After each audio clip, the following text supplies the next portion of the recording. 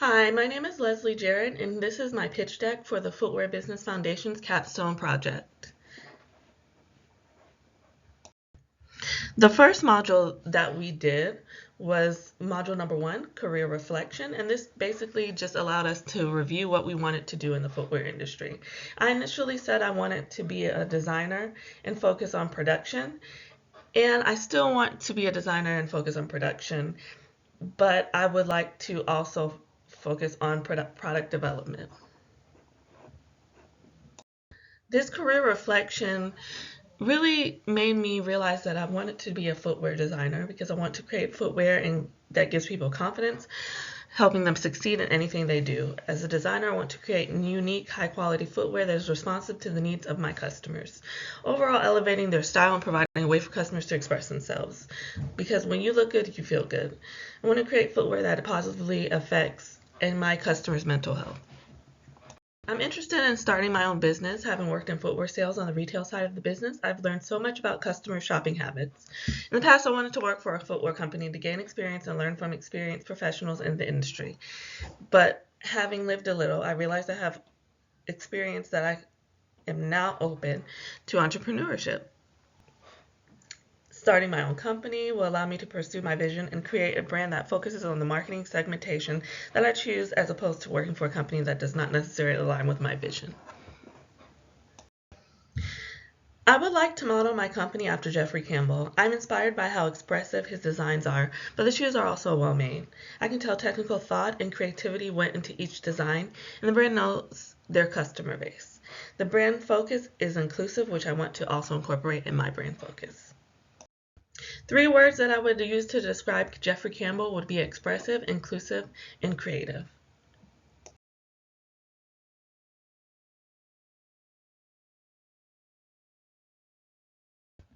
For module number 2, we had to create a spec sheet. We learned in module number 2 about production and the whole process, and we had to create a spec sheet and design a shoe so that it would help us learn even more about the production process.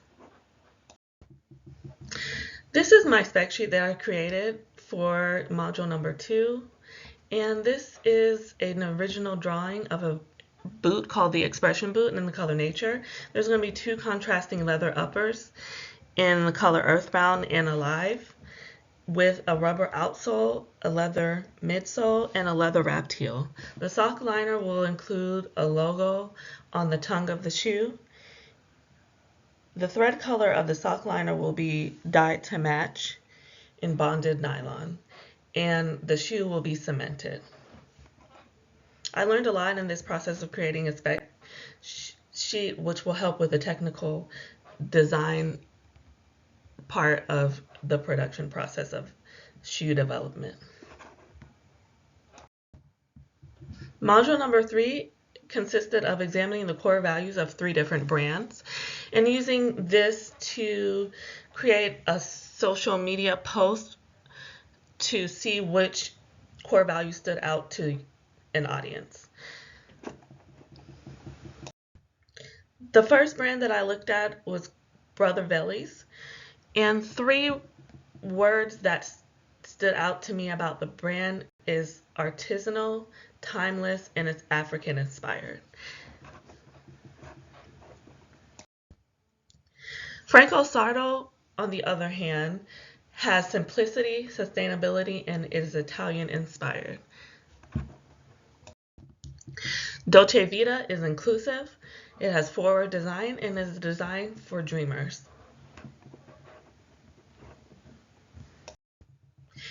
Keeping the core values of the 3 brands in mind, I created a social media post on both Facebook and Instagram to see what an audience would appreciate more.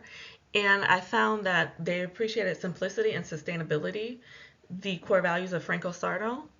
So I created my own core values, keeping this in mind. And they would be eclectic, having a global mindset, and using less waste.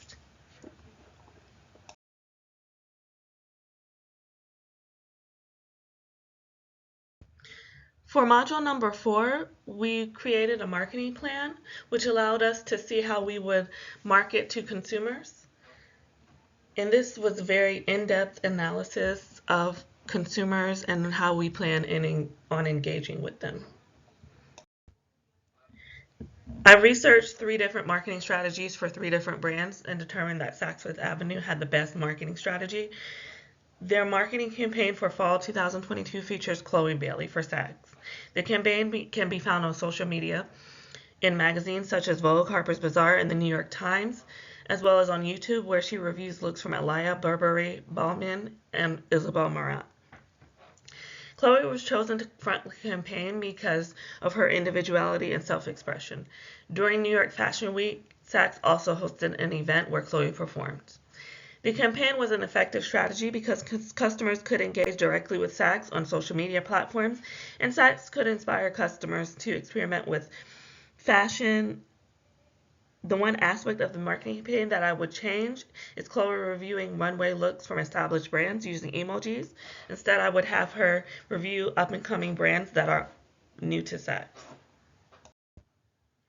Using this research, I was able to develop my own marketing plan.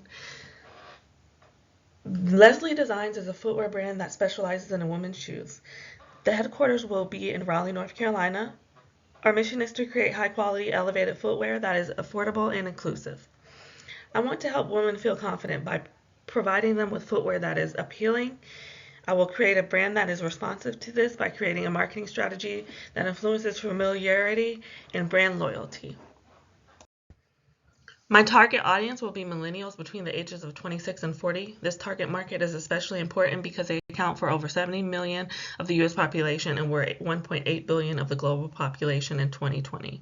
This target market prefers online shopping, and in 2020, 86% of millennials were digital buyers. Millennials also expect brands to be inclusive and reflective of their own diversity. Considering these characteristics, this target audience will be lucrative. What differentiates Leslie Designs from competitors is the focus on affordable footwear that is fashion forward, using quality materials such as recycled leather and biomaterials, durable plastic or rubber-like substances made from natural ingredients. The use of these materials would decrease consumption, overall decreasing pollution from waste.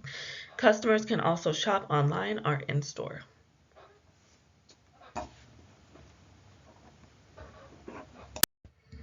The marketing channels that we will use will be Instagram and Facebook and YouTube, as they are primarily used by millennials.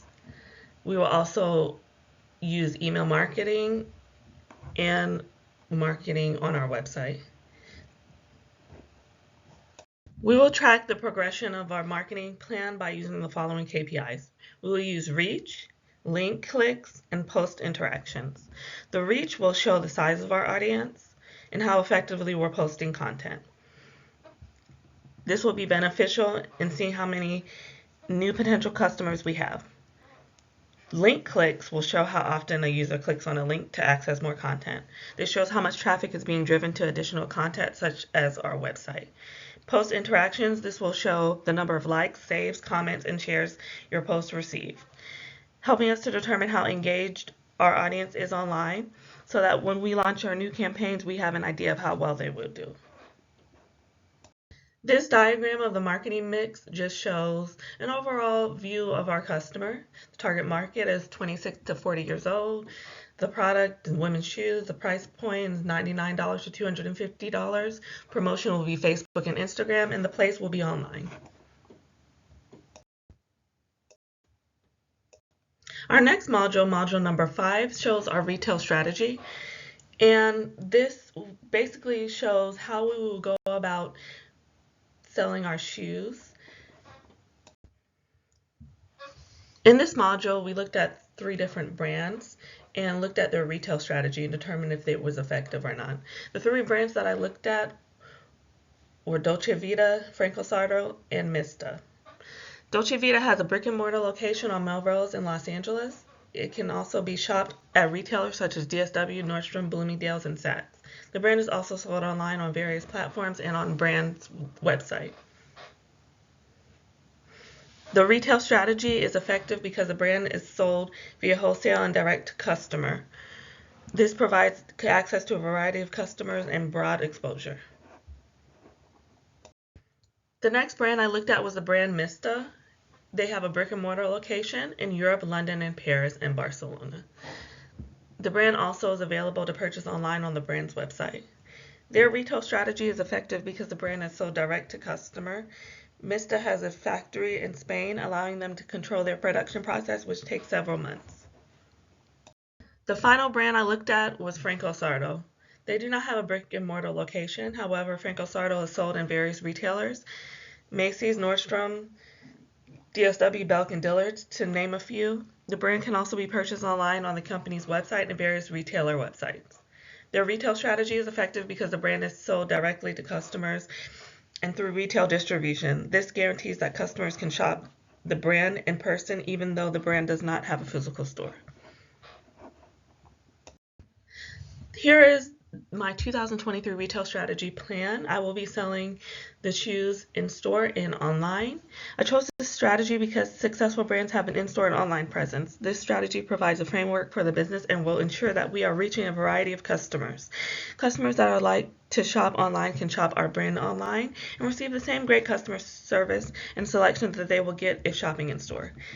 These are projected costs and figures and do not reflect actual figures of our business. Some details included with the template were included with our retail strategy, and the template was taken from Van Gage. But this whole process, I learned a lot about developing a brand and how to implement marketing and retail strategies. Thank you for taking the time to hear my pitch deck. I appreciate everything I learned in this program, and I will use that in the future when developing my own business.